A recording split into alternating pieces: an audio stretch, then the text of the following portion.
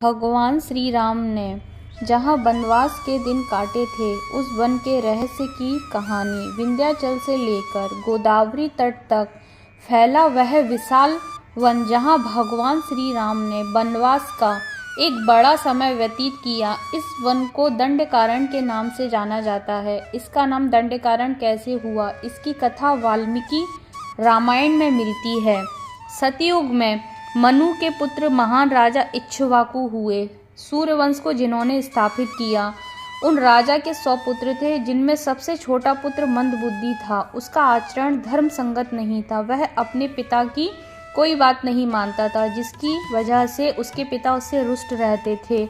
इसी कारण से उनको लगता था कि ये पुत्र नहीं, ये दंड मुझे मिला है, इसलिए उसका नाम दंड रख दिया गया था। क्योंकि प्रसिद्ध राजा इक्ष्वाकु के कुशल राजपाट के लिए वो एक दंड के समान ही उन्हें प्रतीत होता था।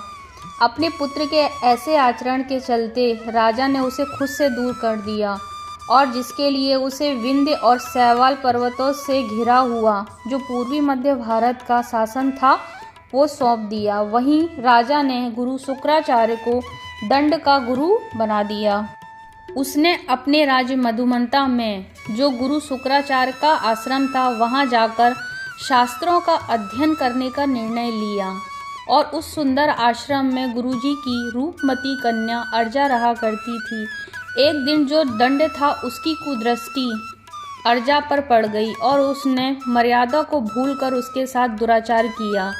जब अर्जा ने सारी घटना अपने पिता को बताई तो गुरुजी को क्रोध आ गया और उन्होंने दंड को श्राप दे दिया कि अगले 7 दिन के अंदर उसका समस्त राजपाट नष्ट हो जाएगा और उसके राज्य से 100 कोस दूर तक श्राप के प्रभाव से शमशान जैसा नज़ारा दिखेगा, जहाँ किसी भी जीवित जीव जंतु का कोई भी चिन्ह शेष नहीं बचेगा। और इस तरीके से जो महान राजा इक्ष्वाकु थे, उनके पुत्र दंड का समूल नाश हो गया। जिस राज्य में कभी सुख संपन्नता की धारा बहा करती थी, वहाँ 7 दिनों के बाद शमशान जैसा सन्नाटा फैल गया। कहा जाता है कि कुछ समय के बाद वहाँ एक ऐसा जंगल उत्पन्न हुआ जहाँ सूर्य की किरणें भी प्रवेश नहीं कर पाती थी। इसके बाद से ही उस जगह का नाम दंडकारण्य पड़ गया।